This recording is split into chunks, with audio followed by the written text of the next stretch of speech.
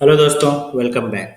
Last lecture में हम लोगों ने क्या किया था? एसोसिएशन डिफाइन कर दिया था वन टू मेनी का, किस किस के बीच में? डॉक्यूमेंट मॉडल और एम्प्लॉय मॉडल के बीच में। तो हम लोगों ने देखा था कैसे चाइल्ड मॉडल जनरेट करना है और किस तरीके से एसोसिएशन डिफाइन करना है, और फॉरेन की को भी समझने की कोशिश करी थी। ठीक है, इस लेक्चर में हमको क्या करना है कि एसोसिएशन तो हमने डिफाइन कर दिया।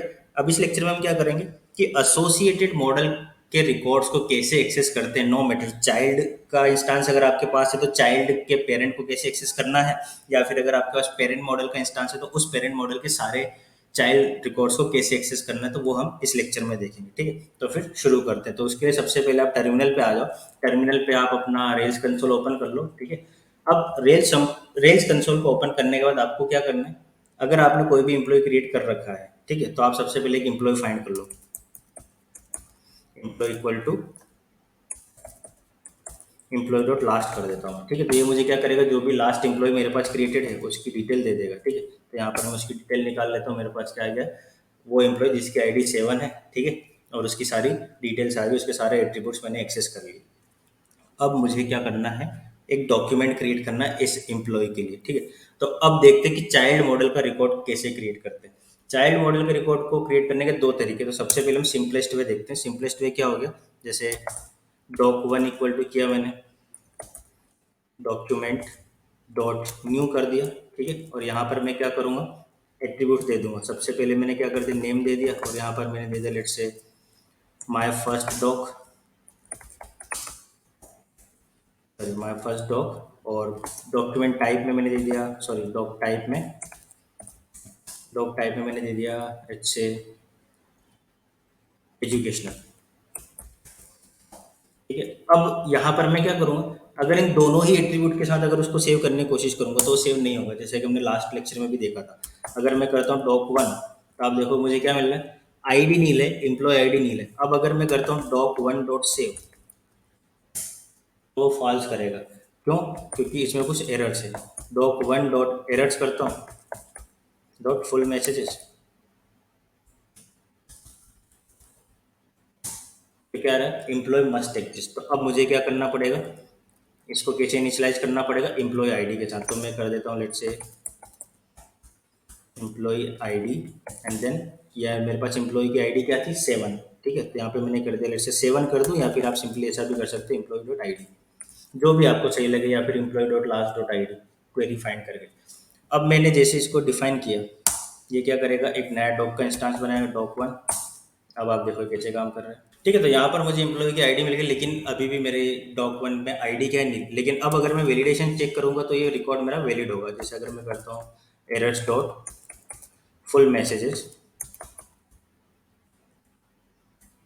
तो आप यार देखो एक एम टी एरर मिलेगा, मतलब ये रिकॉर्ड अभी वैलिड है डॉक्यूमेंट का और इसमें कोई भी एरर नहीं है। तो मैं करता हूँ जैसे फॉर एग्जाम्पल चेक करने के, doc one dot valid, sorry valid question mark लगाओ, यस दिस इज वैलिड। अब आप करोगे डॉक वन डॉट सेव, तो क्या हो गया, आपका एक रिकॉर्ड क्रिएट हो गया डॉक्यूमेंट का, है ना। और किस एम्प्लॉय के लिए, लास्ट एम्प्लॉय के लिए। ठीक है, अब इसी चाइल्ड रिकॉर्ड को क्रिएट करने का दूसरा तरीका हम देखते हैं कैसे कर सकते हैं। जैसे मैंने क्या निकाला था एम्प्लॉय में, एक जो लास्ट वाला एम्प्लॉय था उसको निकाल लिया था। तो अब मैं कैसे कर सकता हूँ, एक तो जैसे हम यूजुअली कराते हैं डॉक्यूमेंट डॉट न्यू करके हमने किया था।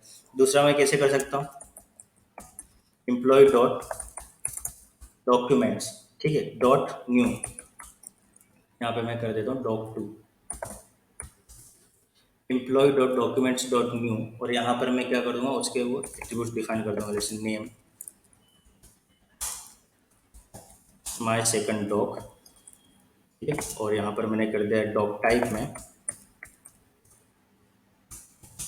में आप फिर से एजुकेशनल ही दे दो, एजुकेशनल और एम्प्लॉय। अब यहाँ पर आपको एम्प्लॉय आईडी देने की जरूरत नहीं, सॉरी।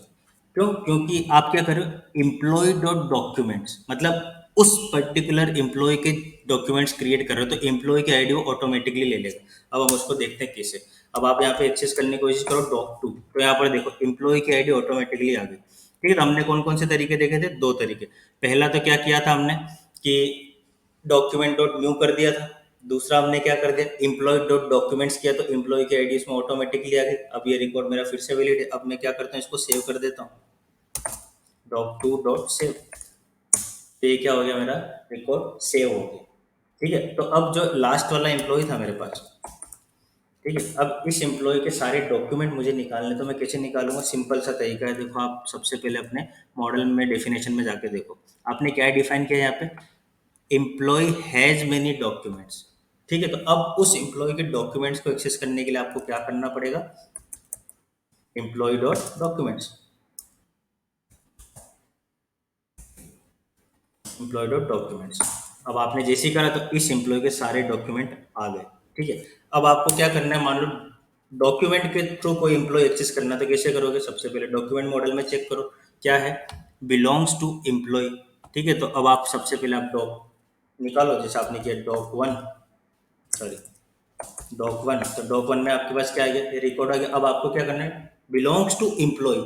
याद रखो, मॉडल में क्या डिफाइन किया आपने? Belongs to employ. तो आपको क्या करना है? Doc one dot employ, doc one dot employ. अब आपने जैसे करा तो आपको इस डॉक्यूमेंट का एम्प्लॉय मिल गया यहाँ पे। ठीक है, तो यहाँ पर आपको क्या मेक श्योर करना है कि जब भी आप कोई बिलोंग्स टू एसोसिएशन बनाओगे, तो the model name must B singular.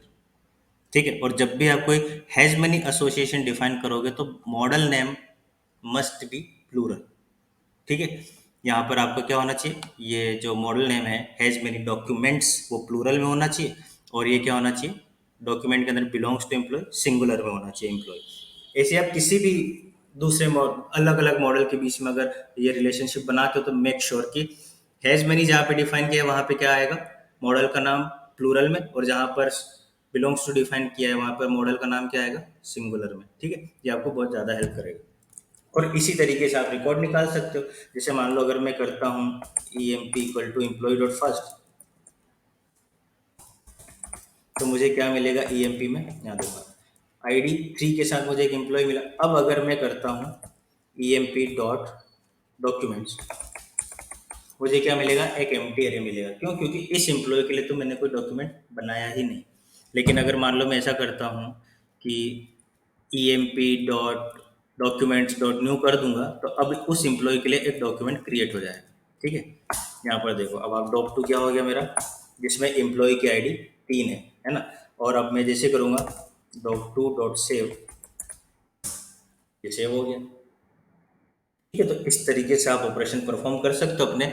अभी यहाँ पर मैंने बहुत ही दो कॉमन ऑपरेशन बताए। पहला तो कि चाइल्ड मॉडल का रिकॉर्ड कैसे क्रिएट करना है। दूसरा मैंने क्या बताया कि दो तरीके बताए चाइल्ड मॉडल के रिकॉर्ड क्रिएट करने के। पहले तो न्यू मेथड का यूज करके, जैसे हम रेगुलर मॉडल का इंस्टांस बनाते हैं। दूसरा, पहले आप अपने पेरेंट मॉडल को इंस्टांस एक्सेस करो, फिर उस इंस्टांस के ऊपर वो एसोसिएशन वाला मेथड कॉल कर दो, हैज मेनी के बाद वाला, और फिर आप वहां पर अपने एट्रीब्यूट्स डिफाइन कर दो। ठीक है, नेक्स्ट चीज जो यहाँ पर देखने वाली वो है कि एक्सेस कैसे करना है। जिस वे में आपने एसोसिएशन डिफाइन किया, सेम उसी वे में।